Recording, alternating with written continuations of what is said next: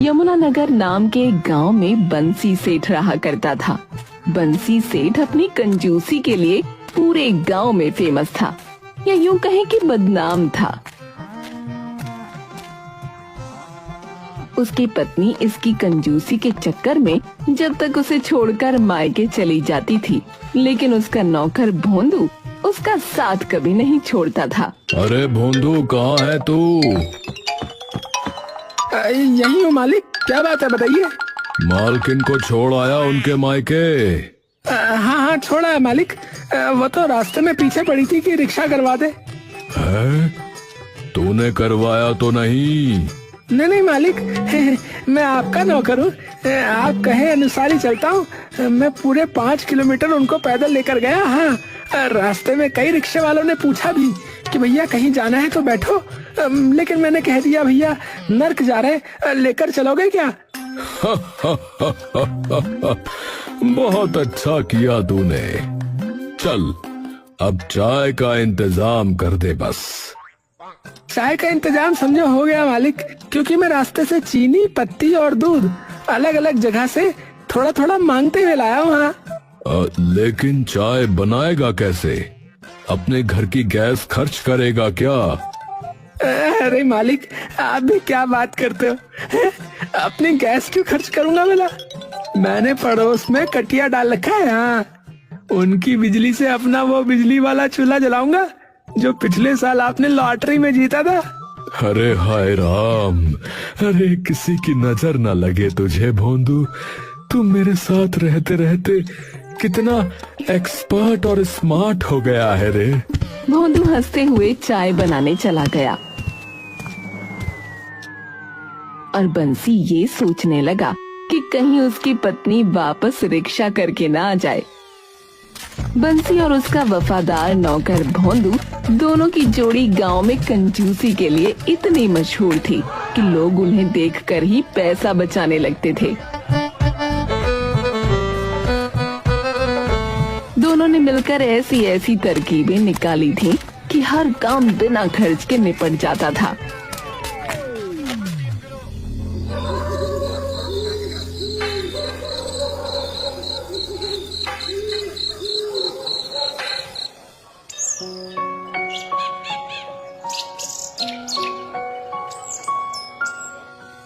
भोंदू, तूने कल रात बचा हुआ पानी छान के रखा था ना? हाँ मालिक, छान के रख दिया था। उसमें तो मच्छर मरे हुए थे, लेकिन मैंने उन्हें निकाल के पानी उबाल दिया। अब बिल्कुल नया लग रहा है। हाँ, वाह रे भोंदू, तू तो अब मेरे प्राणों से भी प्यारा लगने लगा है। मालिक, प्राणों से भी प्यारा? तो फिर थोड़ा दूध और ले आऊं पड़ोस से? हाँ जरूर, नेकी और पूछ पूछ। गांव वाले अक्सर उनकी हरकतों पर हंसते थे। कभी बंसी से अपने पुराने फटे कपड़े सिलवाकर दोबारा पहनते दिखते,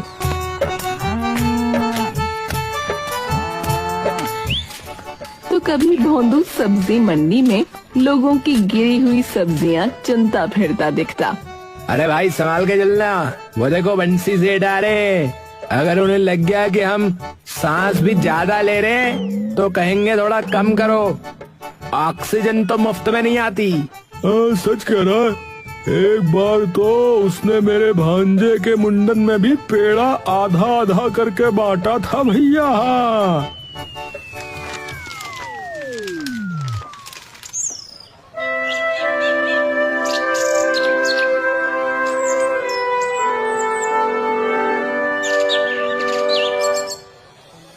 एक दिन शाम को बंसी और भोंदू बैठे होते हैं। भोंदू, अब जाकर मालकिन को वापस ले आ।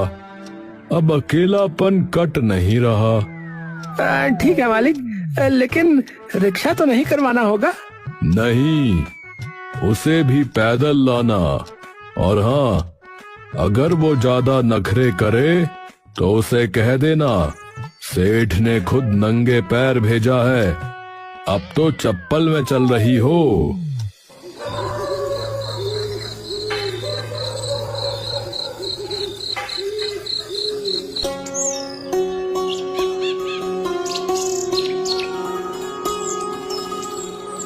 भोंदू हंसता हुआ निकला।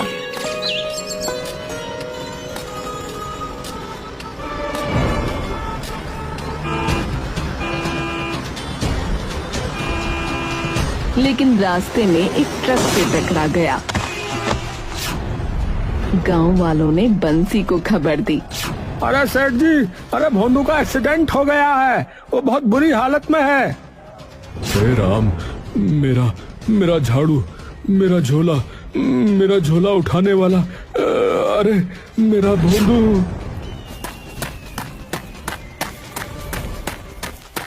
बंसी दौड़ता हुआ गया और भोंदू को घर ले आया।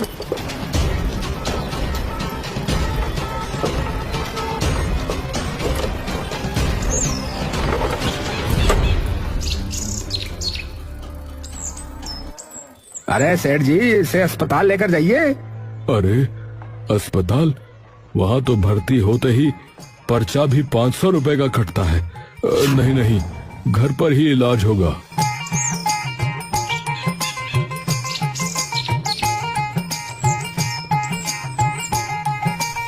बंसी ने सबसे सस्ता डॉक्टर बुलवाया।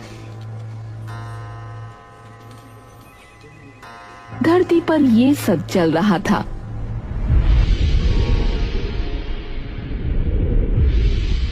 प्रभु, भोंदू नामक जीव की आत्मा के निकलने का समय हो गया है।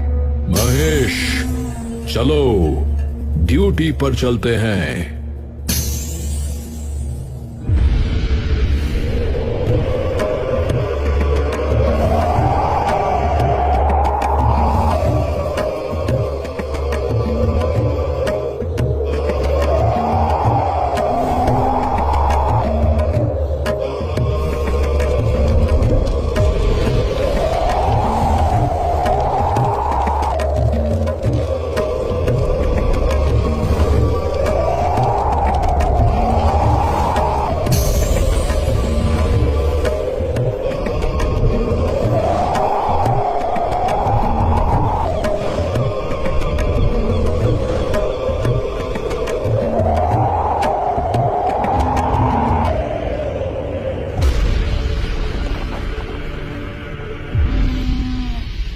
तभी भोंदू की नजर यमराज पर पड़ी।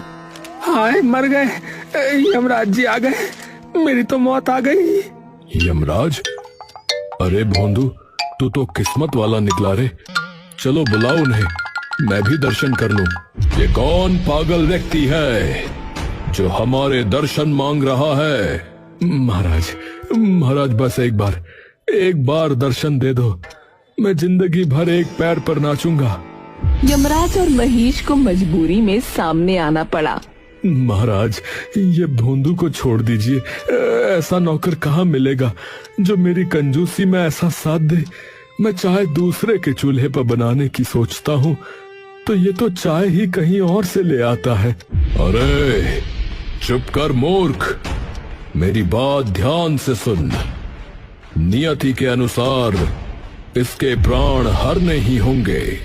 आपको जो चाहिए ले लो, मेरा पुराना बनियान, मेरी 3 साल पुरानी छतरी, पर भोंदू को छोड़ दो। तू पागल है क्या? हट सामने से, इसकी मौत आ चुकी है, समझा? महाराज, बस एक बार छोड़ दीजिए मेरे भोंदू को। ऐसा नौकर तो स्वर्ग में भी नहीं मिलेगा। मूर्ख, हम मृत्यु के देवता हैं, कोई किराना के दुकानदार नहीं जो मोल भाव करें। चलो महेश, खींचो इसके प्राण। मालिक नहीं, ये मर गया तो मुझे झाड़ू कौन पकड़ाएगा? चाय के लिए चीनी कौन मांगेगा मोहल्ले से?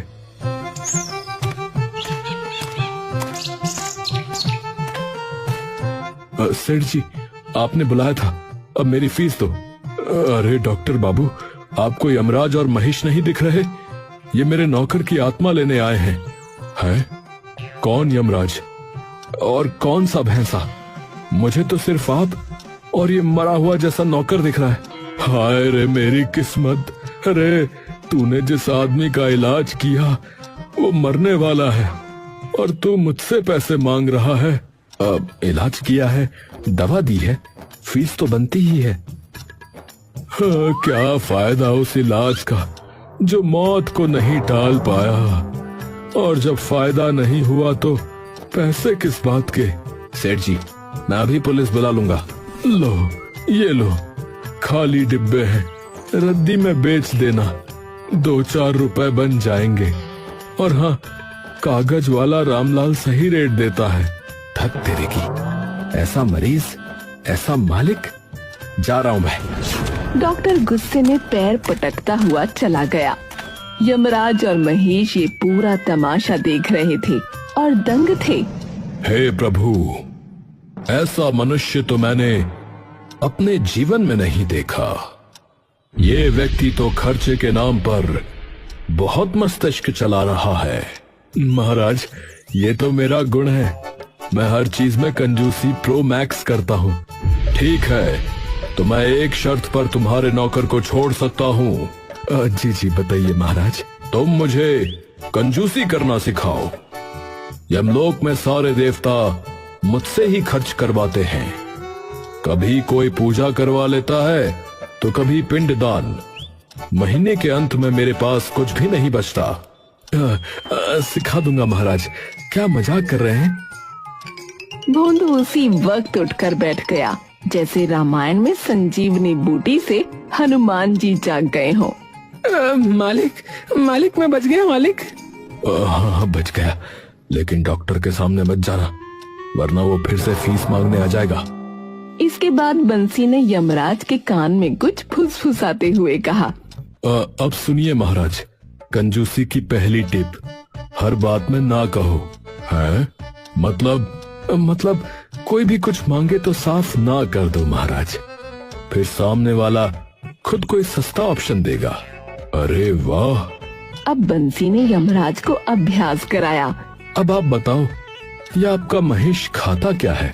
यमलोक की स्पेशल सब्जी अमरकांता लौकी। महंगी होती होगी, बहुत महंगी।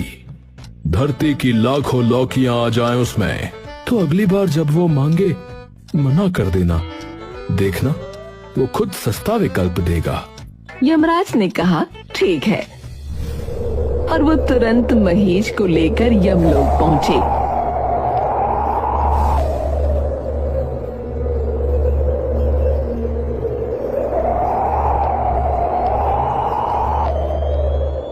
महाराज, बहुत भूख लगी है, अमरकांता लौकी दे दीजिए।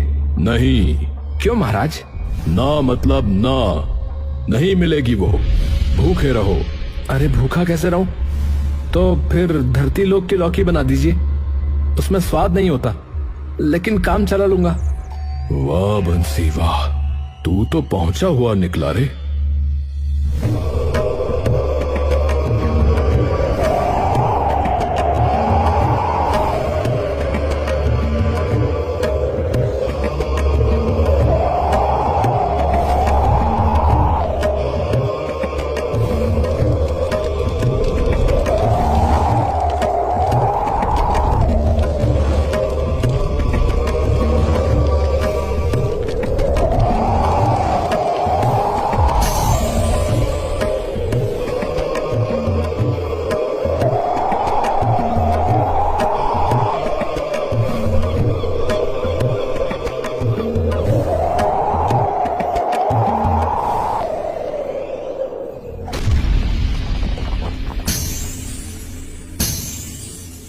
बंसी, सच में तेरा फॉर्मूला काम कर गया। अब अगली टिप दो। अब दूसरी टिप, जो भी चीज खरीदो उसमें कमी निकालो और दाम कम कराओ। कैसे? चलो भोंदू के लिए एक बाम लेकर आओ, लेकिन पैसे नहीं देने। बिना पैसे के कैसे? यही तो ट्रिक है। यमराज दुकान पर पहुंचे। एक बाम देना। ये लो। पैसे नहीं है, ये फ्री में दे दो। क्या? फ्री में? फ्री में यहाँ कौन रख गया था तेरे लिए? हैं? हाँ, अरे पैसे नहीं है। चल भाग यहाँ से, यमराज की कॉपी करने आ गया यहाँ पर। यम है हम। अरे अब लात पड़ जाएगी बता रहा हूँ, चलो जाओ यहाँ से। दुकानदार ने यमराज को झाड़ दिया और दुकान से भगा दिया। यमराज उदास होकर बंसी के पास पहुँचे तो महेश एक कोने में खड़ा हंस रहा था। महाराज ये सब आपके बस का नहीं है, रहने दो। तो चुप रह महिष, मैं प्रयास कर रहा हूँ। मैंने उससे बोला पैसे नहीं है तो वो चिल्लाने लगा। महाराज ऐसे नहीं होता, चलिए मैं करके दिखाता हूँ।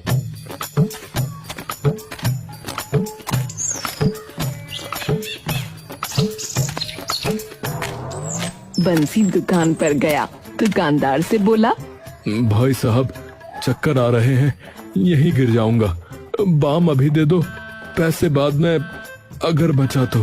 अरे बंसी सेठ, लीजिए लीजिए, गिरिए मत। बंसी विजयी मुद्रा में घर लौटा। देखा महाराज, और अब ये बाम का पैसा मैं दूंगा ही नहीं है। तू तो बहुत ही बड़ा गुरु निकला रे। ऐसे ही थोड़ी मैं बदनाम हूँ। बदनाम नहीं, फेमस है आप मालिक। हाँ हाँ, फेमस ही कह लो। सेठ बंसी, अब तीसरी टिप बताओ। दो तो तूने कमाल की सिखाई, तीसरी क्या बताएगा महाराज, मुझे तो ये एक नंबर का चालबाज लगता है, कहीं हम लोगों को भी ना बेच दे। देख रहे हैं महाराज, आपका भैंसा कैसे मेरा मजाक बना रहा है। अगर ऐसा ही है तो ठीक है, मैं कोई टिप नहीं बताऊंगा। नहीं नहीं, ऐसा ना कहो, ये तो कुछ भी बोलता है। तीसरी पर आखिरी टिप बताओ। ऐसा है, मेरे मालिक को ऐसा कहने वाले की मेजबान खींच लेता हूँ और उसका पट्टा बनाकर गले में पहना देता हूँ। हाँ, आजा ट्राई कर ले, आजा भिड़ ले। अबे चुप रहे महिष, बस कर। क्षमा कीजिए प्रभु, बस थोड़ी मस्ती हो गई। लेकिन यमराज को गुस्सा आ चुका था। उन्होंने गदा उठाई और महिष को पीछे से एक टप दे मारा। ये ले, अभी मस्ती सूझ रही है तुझे? मैं यहाँ कंजूसी सीखने आया हूँ और तू कॉमेडी शो बना रहा है। अरे बचाओ, कोई तो रोक लो यमराज को। अरे महाराज, एक ही वाहन है आपका, मार मार कर परमानेंट छुट्टी ना दिला देना। नहीं, बहुत बकवास करने लगा है। हाँ सही बात। बंसी ने जैसे तैसे महिष को बचाया और यमराज को शांत किया। फिर गला साफ करके बोला, अब सुनिए तीसरी और अंतिम कंजूसी की महाटिप। हाँ हाँ जल्दी बता। सामान यूज करो और फिर उसे वापस कर दो। क्या? यूज करके वापस? हाँ हाँ बिल्कुल महाराज, अब जाओ और वो बाम जो लाए थे उसे वापस कराओ। लेकिन भोंदू ने तो लगा लिया वो बाम। बस तभी तो कह रहे हैं, वापस कर दो। मगर वापस कैसे करें? उस दुकान पर मत जाना जहाँ से ये लिया था। तो दूसरी दुकान पर चलो, मैं खुद करके दिखाता हूँ। अब तीनों निकल पड़े, बंसी, भोंदू और यमराज। बंसी उन्हें गांव की दूसरी दुकान पर ले गया। भाई साहब, ये बाम बेकार निकला, लगा भी लिया पर कोई असर नहीं हुआ। अरे सेठ जी, लेकिन आप तो पहली बार आए हैं हमारी दुकान पर, तू अंधा है क्या है? अरे सुबह ही तो आया था। पर बाम लगाने के बाद कैसे वापस करूं? हाथों से, क्योंकि लगेगा ही ना, तभी तो पता चला कि बेकार है। पर सेठ जी, आपने ये यहाँ से नहीं लिया।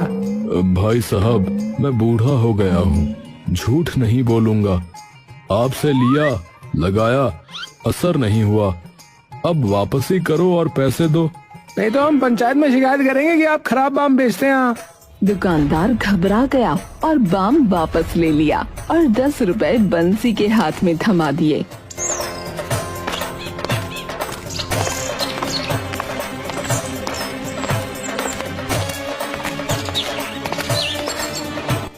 हे प्रभु, बाम हमने खरीदा भी नहीं और पैसे भी ले लिए।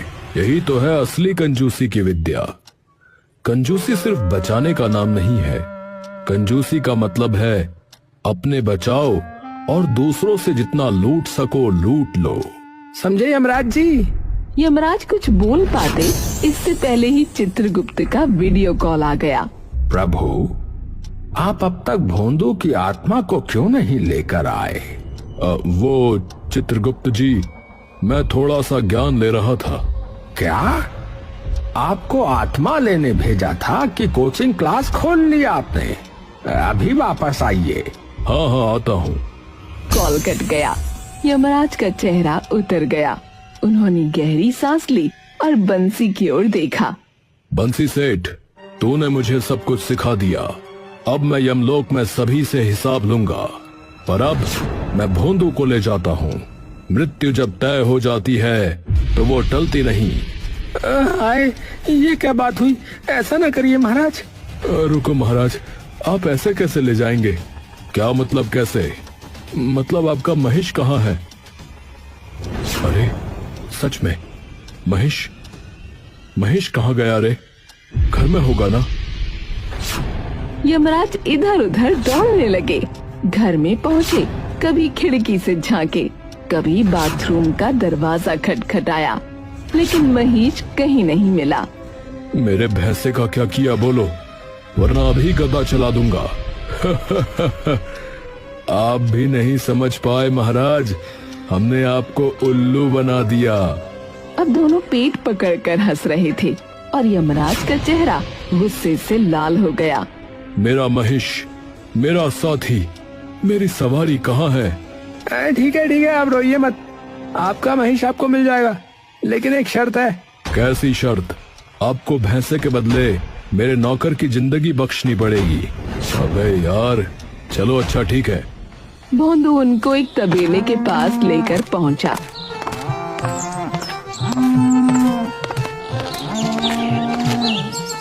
जहां सारे भैंसे बंधे थे। एक कोने में महेश बंधा हुआ है, मुंह पर कपड़ा बंधा, आंखों में आंसू।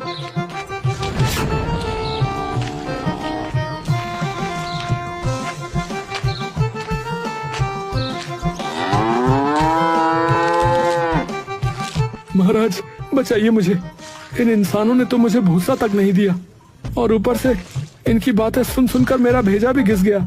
मेरा प्यारा महेश, आप सोच रहे थे कि मुझे सस्ता खाना खिलाकर आप कंजूसी सीख जाएंगे, लेकिन इन्होंने तो मुझे बंधक बना लिया। बंसी सेठ, तू चाहे जितना सिखा ले, पर याद रख, एक दिन तू भी ऊपर आएगा। तब मैं दिखाऊंगा यमराज का असली क्लोजिंग अकाउंट। अरे महाराज, मैं तो अब आपका गुरु हूँ, थोड़ा इज्जत से बात कीजिए। हाँ महाराज, थोड़ा सम्मान दीजिए गुरुजी को, नहीं तो गुरु दक्षिणा में फिर कुछ और लौटाना पड़ेगा। यमराज गुस्से में फनफनाते हुए महेश पर चढ़ते हैं। यमलोक जा रहा हूँ, परंतु अगली बार लेने जब आऊंगा तो नाना नहीं चलेगा।